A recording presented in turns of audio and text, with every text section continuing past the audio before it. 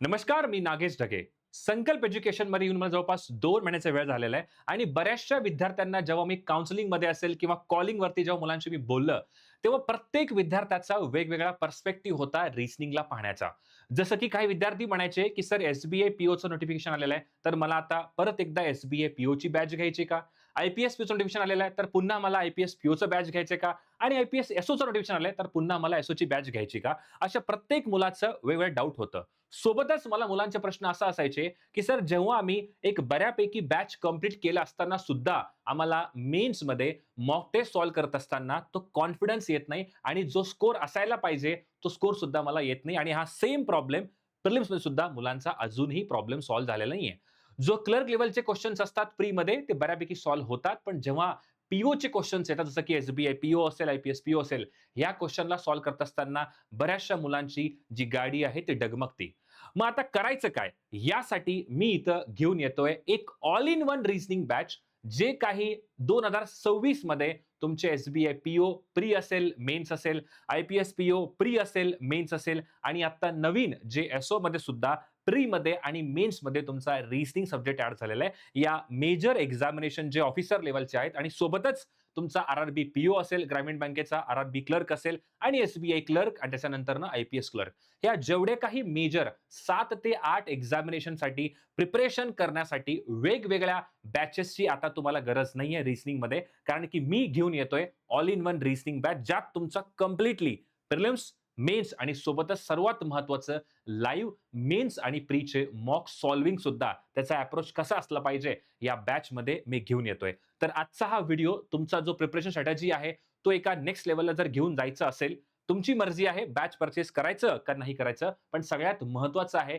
की हे बॅच सोबत तुम्हाला जे मी आता गाईडन्स देणार आहे, ते सुद्धा तुम्हाला फार महत्त्वाचं जे काही येणाऱ्या टाईममध्ये कामाला येणार आहे. म्हणूनच या व्हिडिओला थोडासा एंडपर्यंत चांगला टाईम काढा आणि व्यवस्थित एकदा बसून पहा, की नक्की रिझनिंगला कशाप्रकारे टॅकल केला जाऊ शकतो म्हणून. तर स्टार्ट करूयात. सर्वात अगोदर जो आपला हा all in one reasoning batch आहे, जेवढे पण तुमचे बँकिंग एक्झाम असेल, जसं की आता सांगितलं मी SBI PO, SBI clerk, IPS PO, IPS clerk, IPS SO, RRB PO, RRB clerk, या सगळ्या मेजर एक्झामिनेशनसाठी हा रिझनिंगचा एकमेव बॅच जो आहे, तो आपला असणार आहे आणि आता प्री आणि मेन्स दोन्ही आपण कव्हर करणार आहे. तर सगळ्यात अगोदर तुम्ही हा बॅच का चूज करावा? की सर या वर्षी जर आमचं फोकस आहे, की या सगळ्या एक्झामिनेशनला टार्गेट करायचं आहे, की ह्या सगळ्या एक्झामिनेशन पैकी माझ्या हातामध्ये ॲट एक तरी जॉब या वर्षी जर आणायचं असेल, तर हा आपला रिझनिंगचा बॅच तुम्हाला फार महत्त्वाचा ठरणार आहे. आता सोबतच बघा, ह्या बॅचमध्ये बेसिकली मी कसा प्लॅनिंग केलंय. आता सध्या करंटली तुम्हाला माहिती असेल, की मी YouTubeवरती म्हणजे संकल्प एज्युकेशन जो आपला हा YouTube चॅनल आहे, याच्यावरती माझे बरेचसे क्लासेस जे आहेत, ते YouTubeवरती फ्री ऑफ कॉस्ट आपण घेतो. पण होतं काय, की YouTube जे क्लासेस आहेत, ते तुम्हाला मी रँडमली टायमिंग जो आहे, तो थोडासा कधी-कधी 9 वाजता असतो, कधी 12 वाजता असतं, कधी संध्याकाळी 8-9ला पण आपलं असतं. पण ह्या बॅचमध्ये मी काय केलेलं आहे, तुम्हाला जो आपला कंप्लीट रिझनिंगचा कोर्स आहे, तो प्रिलिम्स, मेन्स आणि तिसरं महत्त्वाचं, जेवढे पण माझे YouTubeचे फ्री क्लासेस असतील, जे मी YouTubeला प्लॅटफॉर्मला घेतो, त्याला एका प्रॉपर वेमध्ये या बॅचमध्ये मी काय करणार आहे, त्याला प्रॉपर लावून देणार आहे. म्हणजेच काय, त्याचा सर पी-डी-एफ सुद्धा त्याच ह्याच्यामध्ये जे व्हिडिओमध्ये त्या ठिकाणी अवेलेबल असेल. तर आता मुद्दा हा आहे, की सर आम्हाला काही विद्यार्थी असे म्हणतात, की "सर मी अजून सुरुवात आत्ता करतोय. मला ह्या एक्झामिनेशनचा जो आहे तो टार्गेट करण्यासाठी माझी सुरुवात आत्तापासून होते. तर मला हा रिझनिंगचा बॅच कसा महत्त्वाचा असेल याच्याबद्दल आपण बोलूयात.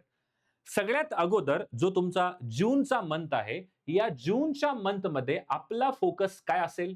जे विद्यार्थी नवीन असतील किंवा ज्यांना पुन्हा एकदा रिस्टार्ट करायचंय पूर्ण बेसिक पासून, तर त्या विद्यार्थ्यांसाठी रोज संध्याकाळी 9 वाजता मी घेऊन येतोय एक फाउंडेशन क्लास. ज्याच्यामध्ये तुमचा पझल सिटिंग अरेंजमेंट सोबतच तुमचा जो मिसलेनियस पार्ट आहे, सिलॉक्स असेल, इनिक्वालिटी असेल, कोडिंग, डिकोडिंग असेल, ब्लड रिलेशन असेल आणि बाकीचा जो डिस्टिंक्शनचा पार्ट आहे, तो सगळं काही संध्याकाळी 9 वाजता या बॅचमध्ये कव्हर होणार आहे. आणि आतापर्यंत तुम्ही जेवढे पण बॅचेस पाहिलं असताल, कुठल्याही बॅचमध्ये असा एखादा कुठला क्लास नाहीये, की रोज 2 वेळा तो एज्युकेटर तुम्हाला पेड क्लासमध्ये दिसत आहे. कारण की मी तुम्हाला इथे दररोज 2 वेळा म्हणजेच जो विद्यार्थी कंप्लीट फाउंडेशन आहे त्यांनी 9 वाजता क्लास अटेंड करायचा आहे आणि ज्या विद्यार्थ्याला फक्त मेन्सचा क्लास बघायचा आहे, की सर आम्हाला फक्त मेन्सचा क्लास अटेंड करायचा आहे, तर त्या विद्यार्थ्यासाठी आपला जो मेन्सचा क्लास असेल तो दुपारी 2 वाजता असेल. मग आता इथे एक मुलांना प्रश्न पडला असेल, की सर माझं तरी ऑलरेडी प्रिलिम्स झालेलं आहे, तर मग मी पुन्हा हा प्रीचा क्लास मला कशाप्रकारे इम्पोर्टंट असेल? आता सर्वात महत्त्वाचं बघा, बऱ्यापैकी जे तुमचे क्लरिकल लेव्हलचे एक्झाम असतात, त्याचे पझल आणि अरेंजमेंटचा जो लेव्हल असतो, तो ईझी टू मॉडरेट लेव्हलचा असतो. आता बऱ्याचदा तुम्ही जेव्हा प्रिलिम्सचे मॉक टेस्ट लावता, खास करून एस-बी-ए, पी-ओ, आय-पी-एस, पी-ओचे मॉक टेस्ट, ह्याच्यामध्ये प्रॉब्लेम काय होतं माहिती आहे का? की सर जे क्वेश्चनचा लेव्हल आहे किंवा जो मॉकचा स्कोर आहे, तो आमचा एक लाईनमध्ये येत नाही. Sir what do you mean by लाईनमध्ये येत नाही? म्हणजे असं असतं, की सर कधी मॉकमध्ये स्कोर आमचा 20-22 येतं, कधी 25 होतं, कधी 14-15 पण आपला स्कोर जो आहे, तो मॉक टेस्टचा आपल्याला पाहायला मिळतं. मग ह्या पर्टिक्युलर बॅच जो 9 वाजता संध्याकाळी आपला असणार आहे, ते मेन्सच्या मुलांना कसं फायद्याचं असेल?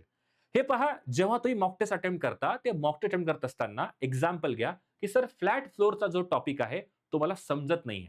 त्याच्यानंतर ना लिनियर अरेंजमेंट त्याच्यामध्ये अनसर्टन असतं, ते मला सॉल्व्ह करता येत नाही.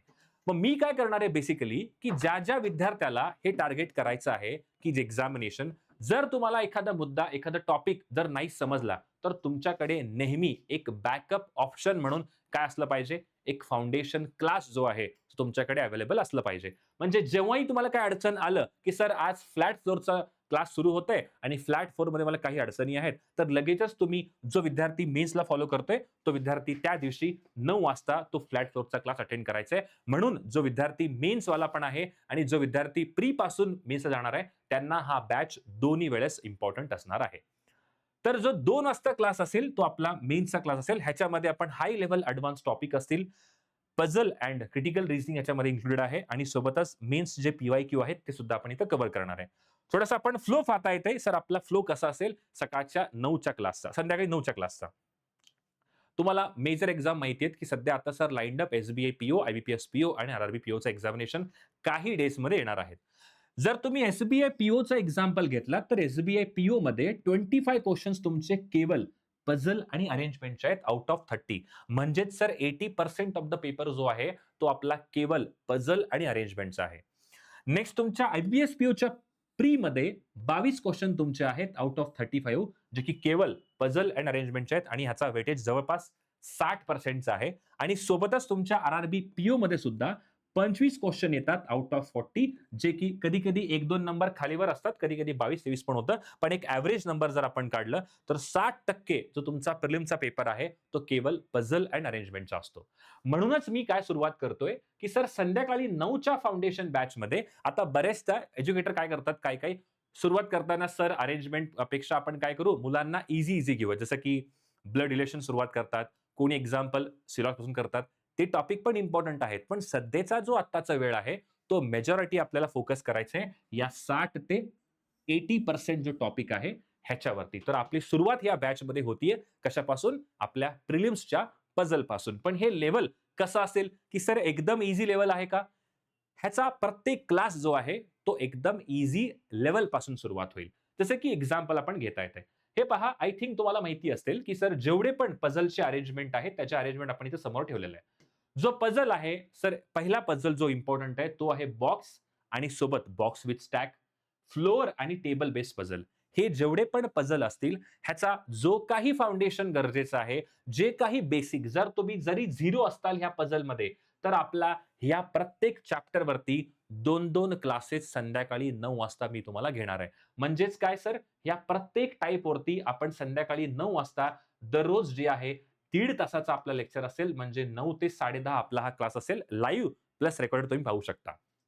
मग हा जो क्लास आहे, तुम्हाला या प्रत्येक चॅप्टर जसं की एक्झाम्पल घ्या, डेझिग्नेशन बेस असेल, डिपार्टमेंट बेस्ड क्वेश्चन येतात. जसं की त्याच्यामध्ये तुम्ही पाहिलं असाल, की sir majority of the student जी मुलं असतात, ह्युमन रिसोर्स डिपार्टमेंट आहे, मार्केटिंग आहे, फायनान्स आहे. ह्या 3 डिपार्टमेंटमध्ये 9 लोकं बसलेत. ह्याच्यात मुलांचा प्रॉब्लेम होतो.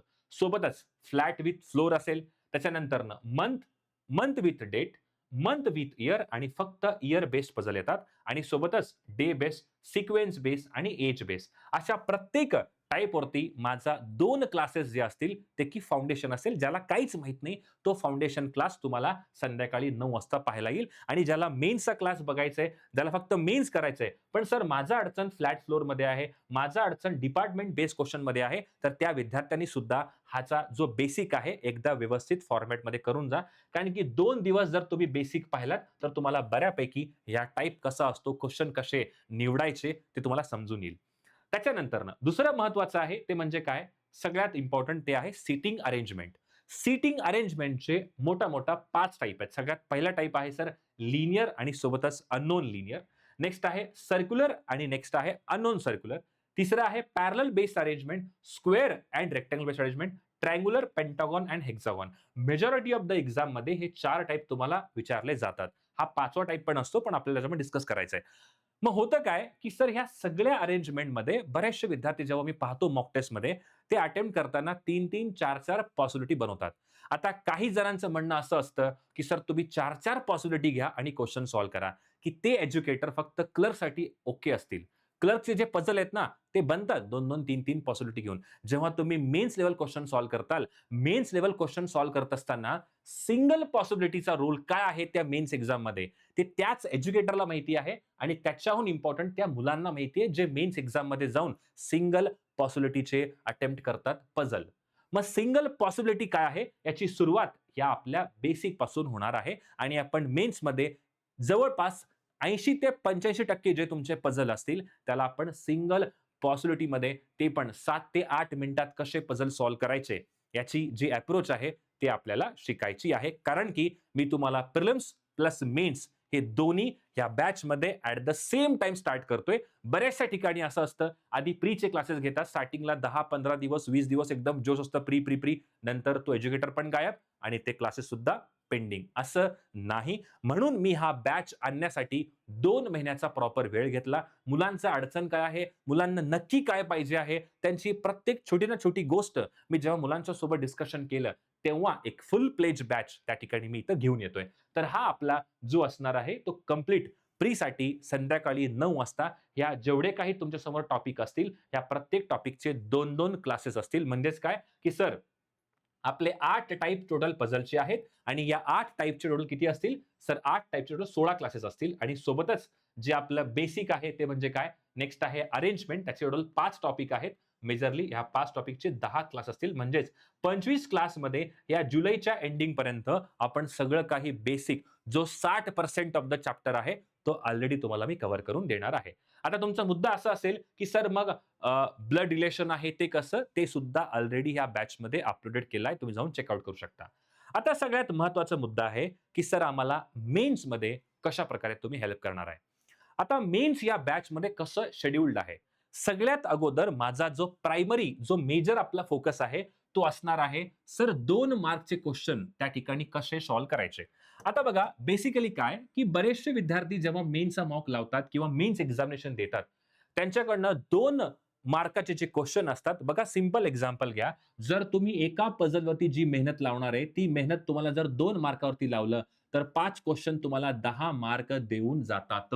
आणि माझा प्रायमरी फोकस हाच आहे, की सर 2 मार्काचे जे हाय स्कोरिंग तुमचे पझलचे सेट असतील, त्याला कशाप्रकारे सॉल्व्ह केलं पाहिजे आणि त्याच्यामध्ये काय-काय येतं सर? त्याच्यामध्ये येतं एडवान्स सीटिंग अरेंजमेंट जसं की काय? सर ब्लड रिलेशन वाले पझल तुम्हाला जास्त पाहायला मिळतात आणि सोबतच फ्लॅट आणि फ्लोरमध्ये तुम्हाला पझल असतात, जे की थोडेसे कॉम्प्लेक्स असतात मुलांना सॉल्व्ह करायला आणि अननोन अरेंजमेंट त्याचं एक्झाम्पल घ्या. अननोनमध्ये काय? की सर एक्झाम्पलमध्ये 22-30 लोकं बसले आहेत. असे पझल दिसताना टफ दिसतात, पण जर तुम्ही सॉल्व्ह केलात, तर तुम्हाला 7 ते 8 मिनिटामध्ये तुम्हाला हे पझल 10 मार्क त्या ठिकाणी मिळवून देतात आणि ते सुद्धा एका सिंगल पॉसिबिलिटीमध्ये. आता मी का पुन्हा-पुन्हा सिंगल पॉसिबिलिटी म्हणतोय याच्यामागचं रिझन समजून घ्या. प्रीमध्ये जर आपण एक्झाम्पल घेतलं, तर प्रीमध्ये होतं काय, की प्रीमध्ये खास करून जे ईझी क्वेश्चन असतात. जसे की एक्झाम्पल घ्या, सर 8 लोकांचं अरेंजमेंट आहे. या 8 लोकांच्या अरेंजमेंटमध्ये जर तुम्ही क्लर्क लेव्हल क्वेश्चन सॉल्व्ह करत असाल, तर क्लर्कमध्ये तुम्हाला सिंगल पॉसिबिलिटी अप्लाय करायची गरज नाहीये. तुम्ही 2 ते 3 क्वेश्चन घेऊन त्या ठिकाणी म्हणजे केसेस घेऊन तुम्ही सॉल्व्ह करू शकता. काही अडचण नाहीये. पण प्रॉब्लेम येतं जेव्हा पी-ओ लेव्हलचे क्वेश्चन तुम्ही सॉल्व्ह करता आणि सोबतच जेव्हा तुम्ही मेन्स लेव्हल क्वेश्चन सॉल्व्ह करता. आता ज्यांनी मेन्स लेव्हलला डिटेल्ड शिकवलेलं आहे, त्याला माहिती आहे, की सर सिंगल पॉसिबिलिटी काय कामाची म्हणून. जो शिकवत नाही तो नेहमी म्हणतो की हे काय कामाचं नाहीये. मग ते त्याला माहिती आहे त्याची लेव्हल कुठे आहे म्हणून, कारण की तो लेव्हल फक्त क्लर्क प्री पर्यंतच ठेवतो. त्याला कधी मेन्सचे क्लासेस घेऊन माहीत पण नसतं आणि कधी तो मेन्सचे क्लास घेत पण नाही. त्याच्यामुळे डिफेम त्या ठिकाणी थोडंफार होतं. ओके. तो ठीक आहे. चला थोडंसं ट्रोल पण करणं इम्पोर्टंट असतं, कारण की थोडंसं वाटतं बाबा समजलं पाहिजे लोकांना. मग 2 पीएमच्या आपल्या क्लासमध्ये आपण बेसिकली काय करणार आहे, की सर 2 पीएमच्या क्लासमध्ये जो आपला मेन्सचा क्लास असेल, तो सर्वात आधी आपला फोकस असेल डेटा सफिशियन्सी आणि हाय स्कोरिंग जे 2 मार्काचे क्वेश्चन असतात, ह्याच्यावरती जुलैचे जे आपले 30 डेज असतील, या जुलैच्या 30 दिवसामध्ये माझा मेजॉरिटी ऑफ द फोकस या क्लासवरती असणार आहे. आणि सोबतच सर्वात महत्त्वाचा जो या बॅचची यूएसपी आहे, ती बॅचची यूएसपी काय सर? सगळ्यात मोठं जे बॅचचं यूएसपी आहे, ते म्हणजे इनपुट, आउटपुट आणि सोबतच कोडिंग, डिकोडिंग ह्याचे तुम्हाला 100 सेट त्या ठिकाणी पाहायला भेटणार आहे. आणि प्रत्येक चॅप्टरवरती मी तुम्हाला देणार आहे 50 इनपुट, आउटपुटचे सेट, जे की व्हिडिओ सोल्युशनच्या फॉर्मॅटमध्ये. याचा अर्थ तुम्हाला मी शिकवेन, की माझ्याकडे असे काही स्टेप्स मी बनवलेले आहेत, की जर तुम्ही ते स्टेप्स फॉलो केलात, तर तुम्हाला 70% मध्ये ते जे आहे, ते स्टेप फॉलो केल्यानंतर ना, तो इनपुट, आउटपुटचा लॉजिक फाइंड आउट करता येतं. म्हणजेच काय, की सर फक्त 1.5 ते 2 मिनिटं जर आपण त्या इनपुट, आउटपुटला दिलं, तेवढ्या वेळेमध्ये त्याचं जर लॉजिक सुटलं, तर पुढे जायचं. तर नाही सुटला, तर हे 2 मिनिट तुमचे वेस्ट गेले आणि फोकस करायचं नेक्स्ट क्वेश्चनला. तर असे जे स्टेप आहेत, ते तुम्हाला मी 50 हाय लेव्हल जे तुमचे इनपुट, आउटपुट असतील, ते की क्लर्क लेव्हलचे आणि पीओ लेव्हलचे, या दोन्हीमध्ये तुम्हाला त्या ठिकाणी हे भरपूर कामाला येणार आहे. ओके. आणि सोबतच कोडिंग डिकोडिंगचे पण 50 क्वेश्चन विथ व्हिडिओ सोल्युशन. म्हणजेच काय, की सर 200 क्वेश्चन आपले असतील इनपुट आउटपुटचे आणि प्लस त्याच्यामध्ये असतील कोडिंग डिकोडिंग. 100 प्रत्येकी इनपुट आउटपुट आणि कोडिंग डिकोडिंगचे 100-100 क्वेश्चन. आता नेक्स्ट आहे सगळ्यात महत्त्वाचं, ते म्हणजे video solution for the mock test. आता होतं काय, की जो लाईव्ह मॉक टेस्ट सॉल्व्ह करत नाही, त्याला त्याच्याबद्दल आयडिया नसतं. लाईव्ह मॉक टेस्ट आपण जेव्हा सॉल्व्ह करतो, प्रत्येक एज्युकेटरला समजतं, की लाईव्ह मॉक टेस्ट सॉल्व्ह करत असताना पहिला क्वेश्चन कोणता पिक करायचं, कधी इम्पोर्टन्स क्रिटिकल रिझनिंगला द्यायचं, कधी इम्पोर्टन्स डेटा सफिशियन्सीला द्यायचं आणि कधी कोणता क्वेश्चनला स्विच करायचा. हे अप्रोचच तुम्हाला शिकायचंय. बेसिकली ह्याच्यामध्ये क्वेश्चन डिस्कशनपेक्षा माझं महत्त्वाचा अप्रोच काय आहे? माझा महत्त्वाचा हा अप्रोच आहे, की तुम्हाला मी शिकवणार आहे, की नक्की 50 मेन्स लेव्हल मॉक टेस्ट जेव्हा तुम्ही सॉल्व्ह करताल माझ्यासोबत लाईव्ह फॉर्मॅटमध्ये, तेव्हा तुम्हाला समजेल, की सर नक्की आपली मेंटॅलिटी शेवटी आपल्याला तयारी कशाची करायची आहे? तयारी हीच करायचं आहे, की शेवटच्या दिवशी जेव्हा आपलं एक्झामिनेशन असणार आहे, त्या मेन्स लेव्हलच्या एक्झाममध्ये किंवा प्रिलिम लेव्हलच्या एक्झाममध्ये आपल्याला अप्रोच प्लस आपली जी माइंडसेट आहे, ते कसं बनलं पाहिजे, कोणत्या क्वेश्चनला किती महत्त्व द्यायचंय, कधी कोणता क्वेश्चन सोडायचाय आणि कधी कोणता क्वेश्चन सॉल्व्ह करायचाय. हे अप्रोच तुम्हाला ह्या आपल्या बॅचमध्ये पाहायला भेटेल. आणि जेव्हा आपण एक चांगले क्लासेस जेव्हा स्टार्ट करतील, तेव्हा वीकली आपण 2-2 लाईव्ह मॉक टेस्ट तुम्हाला मी आधी सांगितलं जाईल. कारण की ह्या बॅचमध्ये एक डेडिकेटेड टेलिग्राम चॅनल आपण बनवलेला आहे. त्याच्यात मी तुम्हाला आधी अनाउन्स करेल, की ही वाली मॉक टेस्ट तुम्हाला द्यायची आहे आणि त्याच्यानंतरनं जे आहे, ते आपण त्याचा व्हिडिओ सोल्युशन त्या ठिकाणी देणार आहे. म्हणजेच काय, तुमच्या समोर तुमचा मॉक टेस्ट असेल आणि मी काय सांगेन, की कोणता क्वेश्चन कधी पिक करायला पाहिजे. तेव्हा तुमचा अप्रोच समजेल. अरे, नागेश सरांनी हा वाला क्वेश्चन जर पिक केला असेल, तर का बरं ह्यांनी तो क्वेश्चन पिक केलेला आहे? ह्याच्याबद्दल जो आहे तो बऱ्यापैकी आपण आयडिया अशा 50 मेन्सचे जे आपले मॉक टेस्ट असतील, त्याच्यामध्ये 25 असतील तुमचे पीओ म्हणजे एसबीआय पीओ, आयबीपीएस पीओ आणि सोबतच एसओचे सुद्धा हे 25 मॉक टेस्ट तुमचे इन्क्लुडेड असतील आणि त्याच्यानंतर ना 25 असतील क्लर्क लेव्हलचे. महत्वाचा मुद्दा हाच आहे, की सर एक्झामिनेशन भले किती असतील, जसं की म्हणतील एस-बी-ए पी-ओ आलं, ही बॅच घ्या. आय-पी-एस पी-ओ आलं, ही बॅच घ्या. एस-ओ आलं, ही बॅच घ्या. उद्या आर-आर-बी पी-ओ येणार, परत ही बॅच घ्या. मग एका विद्यार्थ्यांनी का 6-6 बॅचेस घ्यायचे का? नाही. एक बॅच अशी असली पाहिजे, जे की तुम्हाला शिकायचं काय? तुम्हाला एक्झामिनेशन शिकायचं नाहीये. तुम्हाला शिकायचंय रिझनिंग हा सब्जेक्ट. प्रत्येक एका एक्झामिनेशनमध्ये रिझनिंग जो आहे, तो कॉमन आहे. फक्त जे विचारायची क्वेश्चनची जी लेव्हल आहे, ती थोडीफार एक्झामिनेशनच्या अकॉर्डिंग चेंज होती. क्लर्क थोडासा ईझी येतो, पीओ थोडासा डिफिकल्ट येतं. हा जो मॅनेजमेंट आहे, तो मॅनेजमेंट ह्या बॅचमध्ये तुम्हाला आरामात समजून जाईल. म्हणूनच हा बॅच जो आहे, तुम्हाला इम्पोर्टंट आहे. आता सर्वात महत्त्वाचा मुद्दा आहे, की सर हा बॅच जो आहे, तो ह्याचा बॅचचा प्राईस काय? आता बघा, ह्या बॅचमध्ये चांगली मेहनत आहे माझी. सगळ्यात महत्त्वाचं काय, की सर बॅच तुम्ही 400, 500, 600, 700 रुपयाला घेऊन येताय का? नो. हा जो बॅच आहे, एक चांगला डेडिकेटेड बॅच आहे. ज्या विद्यार्थ्याला ही बॅच पर्चेस करायची आहे, तोच विद्यार्थी पर्चेस करावं, ज्याला खरंच रिझनिंगमध्ये एक चांगलं स्कोर आणायचंय. प्रीमध्ये आणि मेन्समध्ये जर सिलेक्शन झालं असेल फायनल एक्झाममध्ये, तर प्रीमध्ये सुद्धा आणि मेन्स सुद्धा तुमचा रिझनिंग हा टॉप ऑफ द लाईन असला पाहिजे, की सर रिझनिंगमुळे माझं प्री निघालं आणि मेन्समध्ये सुद्धा माझं रिझनिंगमुळे मेन्स निघालेलं आहे. तर स्कोरिंग ज्याला करायचंय रिझनिंगमध्ये त्या विद्यार्थ्यांनी ह्या बॅचमध्ये टोटल किती इन्व्हेस्ट केलं पाहिजे? ह्या बॅचची प्राइस आपली ₹2000 आहे. पण सध्या आता स्टार्टिंगच्या पहिल्या 100 विद्यार्थ्यांना आपण ₹1200 ही बॅचची प्राइस ठेवलेली आहे आणि प्लस जी आणि ह्याच्यामध्ये तुमचा क्रिटिकल रिझनिंग सुद्धा इन्क्लुडेड असणार आहे. परत काय त्या ठिकाणी क्रिटिकल रिझनिंगकडे तुम्हाला जायची गरज नाहीये. हा बॅच तुम्हाला क्रिटिकल रिझनिंग सुद्धा ह्याच्यामध्ये कव्हर करणार आहे. ठीक आहे. सो ही बॅच जी आहे सुरुवात होतीये 10 जुलैपासून. ह्या बॅचची डेट आहे 10 जुलै. त्याच्या अगोदर तुम्हाला पटकन एनरोल करायचंय आणि ह्याची जी बॅचची प्राइस आहे ती आहे ₹1200 आणि ही ₹1200 तुम्हाला का इन्व्हेस्ट करायचंय ह्याच्या मागचे 2 तुम्हाला मी सांगतो रिझन.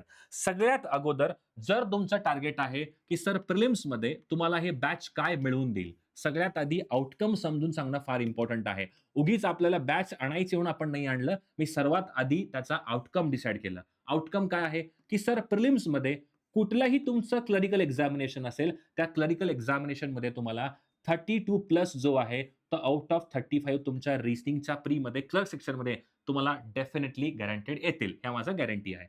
नेक्स्ट तुमचा जो पी-ओचा जो प्री आहे, त्याच्यामध्ये आता एक्झामिनेशन वेगळे आहेत, कारण की 30 पैकी तुमचा एस-बी-आय पी-ओ असतो आणि सोबतच तुमचा आय-पी-एस पी-ओ जो आहे, त्या ठिकाणी 35 क्वेश्चन 40 मार्काला आहेत आणि सोबतच तुमचा जो आर-आर-बी पी-ओ आहे, तो आर-आर-बी पी-ओ त्या ठिकाणी किती मार्काला असतं? 40 मार्काला त्या ठिकाणी आर-आर-बी पी-ओ येतं.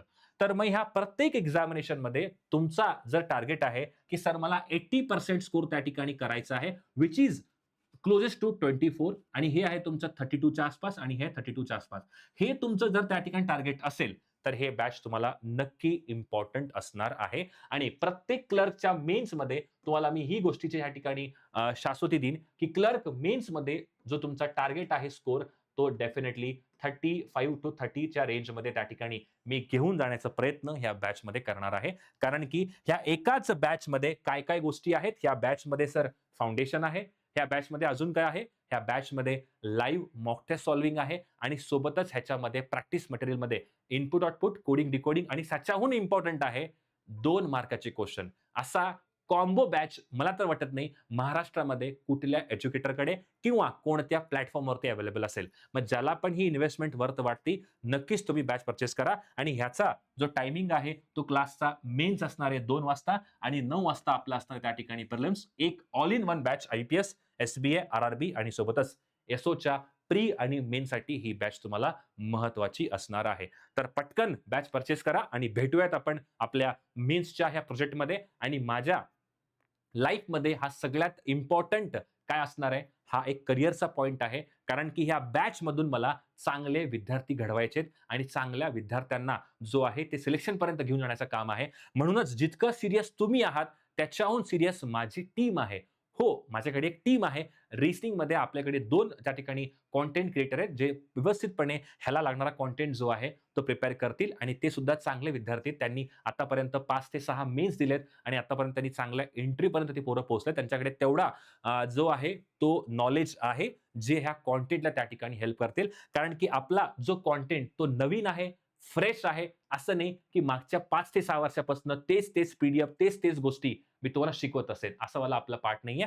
म्हणून हे ₹1200 तुमचे वर्थ इन्व्हेस्टमेंट असेल. डेफिनिटली आपण त्या ठिकाणी येणाऱ्या 2026 मध्ये एक तरी सिलेक्शन त्या ठिकाणी परफेक्ट करूयात आणि भेटूयात आपल्या पेड बॅचमध्ये आणि सोबतच मी तुम्हाला YouTubeद्वारे जे नॉलेज तुम्हाला द्यायचं आहे, ते सगळं काही माझ्या अकॉर्डिंग टू द जो टाईम असेल तुम्हाला मी देत राहीन. भेटूयात आपल्या पेड बॅच. तर पढाई करते रहिए. Thank you so much. Bye bye. Take care. Love you all.